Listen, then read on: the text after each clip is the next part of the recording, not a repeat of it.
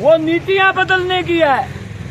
तो नीतियां क्या है? किसान के विरोध की नीतियां। एमएसपी नहीं दे रहे, बिजली का निजीकरण कर रहे हैं, किसान मजदूर का कर्जा मुक्ति नहीं कर रहे, पूंजीपतियों के कर्जे माफ कर दिए 17 लाख करोड़। वो लड़ाई कॉरपोरेट के खिलाफ है कि कॉरपोरेट के पक्ष की नीतियों की बजाय जनहित की नीतियां लागू हों।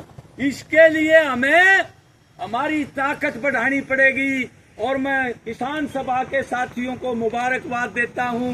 बड़े बड़े नेता समझते थे अपने आप को, वो उनकी क्या हाल है पता होगा तुमने, कैसे कैसे रोल था उनका। हम लोगों का निशाना सीधा कॉरपोरेट के ऊपर था, कॉरपोरेट की राजनीति को डिफीट करने का था।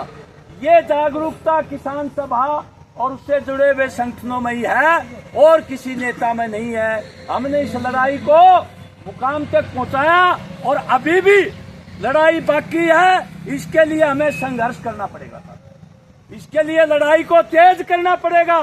ये ऐसे नहीं दे देंगे। जब हमारा आंदोलन होगा तो नीतीश पर भी दबाव पड़ेगा। बोल दिया उसने कि अग्निपथ का जो ने दोबारा से पुनर्विचार हो, बोल दिया।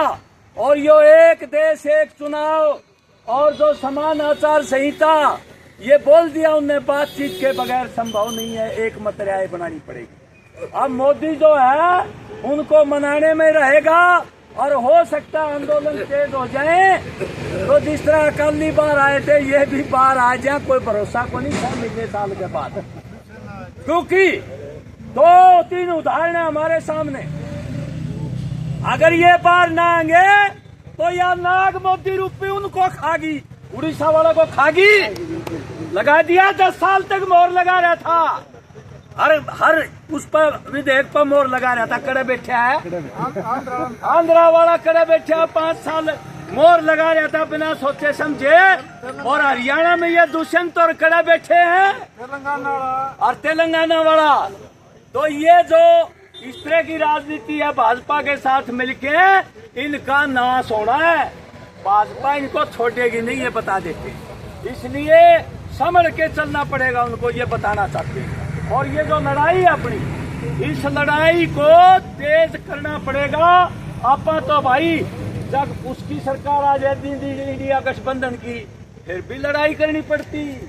पूरे भी कॉरपोरेट की पार्टियां कदे गलतफहमी पाल रहे हो। ये नीतियां उन्होंने शुरू करी थी, लेकिन आज बड़ा दुश्मन हराना था जो देश में तानाशाही स्थापित कर रहा था और जो देश में धर्म और जाति पर हमें लड़ा रहा था, हमारा संविधान खत्म कर रहा था, उसको सबक सिखाना जरूरी था। इसलिए हमारी जो ताकत है, आप बधाई के पात्र हो, पहली बार अपना किसानों का नेता संसद में पहुंचा है। अमराराम, जिसने राजस्थान के किसान आंदोलन को ऊंचाइयों तक पहुंचाया, और वो पार्लियामेंट में अपनी आवाज बुलंद करेंगे। और इसी तरह से बिहार के 2 साथी पहुंचे हैं, तमिलनाडु के 4 साथी पहुंचे हैं, एक केरल से पहुंचा है और वो अपनी आवाज उठाएंगे। उसके अलावा दूसरे साथी हैं जो किसानी से जुड़े हुए, वो भी आवाज उठाएंगे। वो वहां लड़ेंगे, हम यहाँ लड़ेंगे। और इस लड़ाई को भाई छोड़ना नहीं है। अब किसान का देखो ने, कपास थी वह जो ने खराब कर दी, कपास सारी कलंदर ने जो ने बर्बाद कर दी। उसके लिए विशेष गिरदावरी करी जाए और मुआवजा दिया जाए। हमारा जो ने 2023 का जनवरी का बेमौसमी बारिश और ओले पड़े थे, सर्दी मारी थी, 289 करोड़ बकाया हमारा मुआवजा, वो अभी तक नहीं दिया है। और बीमा बकाया 2023 का, कपास का गुलाबी सुंडी लगी थी, वो भी अभी नहीं दिया। गांव में पानी को लेकर के हाहाकार मचा हुआ है, पीने का पानी नहीं है पशुओं का।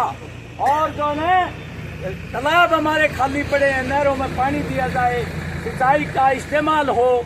तो ये तमाम मुद्दे हैं साथियों। बिजली नहीं आ रही, इन मुद्दों को लेके, स्थानीय मुद्दों को लेके किसान सभा ब्लॉक वाइज और जिले के तौर पर लड़ाई लड़े और इस सरकार को झुकाए।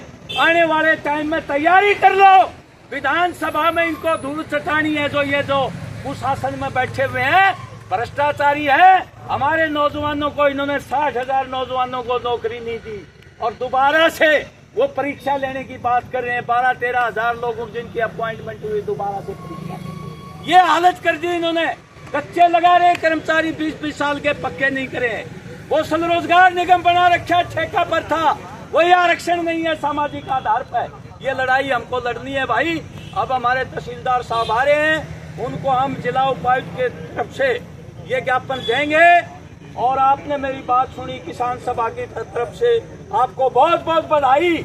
और ये ताकत और बढ़ानी है। और उन साथियों को मैं मुबारकबाद देता हूँ जो किसी नेता के हमदर्द भी थे, लेकिन उसके कहने से वोट नहीं दिया। किसानों के आह्वान को उन्होंने जो सिरे चढ़ाया, उन साथियों को और बधाई देता हूँ। बहुत बहुत